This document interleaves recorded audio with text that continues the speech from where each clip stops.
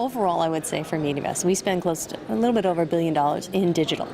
With that said, online video is a huge piece of it. If anything, it's a red hot piece of it that keeps growing and growing and growing. So that's where our consumers are, and that's where we will continue to invest our money. And if anything, we're looking to keep our investments in the best premium content that's in the linear space, but grow that investment in any touch point in which it is on the digital platforms. Everybody defines premium differently.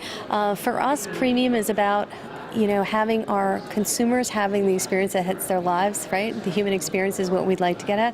But that's not just about that one-time hit on the linear space. It's also about that social conversation, and it's that continued interaction on that content. So, the obvious example is the Super Bowl, but even the Emmys that were like last night, it's not about last night events. It was about the 3 days before the event. It's about today. It's about tomorrow. Integrating yourselves across in multiple places in which you can have that kind of dialogue with your consumers. That to me is premium.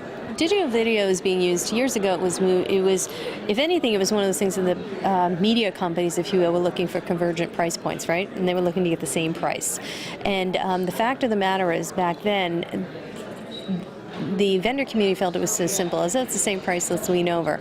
The fact of the matter is this money is not necessarily for the same metric. It's not necessarily about awareness. It has a little bit more tactics to it, and a lot more tactics to it.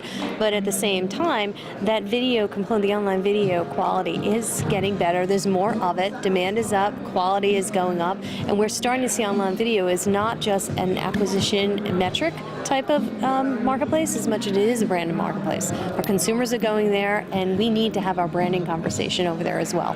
So we use it for a branding conversation as well as for our acquisition conversation. The role of data is critical. Unfortunately, we're not fully there yet. Ideally, I wish we were. We're slow. Our consumers are a hell of a lot faster than we are, and we're just still catching up. There's two forms in the marketplace.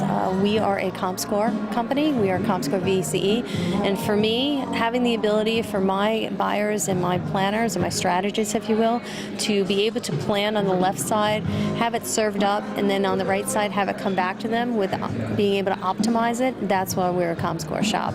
Right now with OCR and Nielsen, it's completely based on Facebook data, and if anything, that's the PC data we know is starting to wean. So it'll be interesting to see how the data gets captured, especially what just went down today between ComScore, Nielsen, and Arbitron. So, I think we're still in the market where there's two horses and we're not sure which one's winning. I think as far as the platform is concerned, I think they need a huge influx of content. Again, going back to that quality content that's socially relevant and again attracting a lot of people at scale. I think at this moment in time, it's about trying to find that right content, and I would suggest it's probably in the sports marketplace.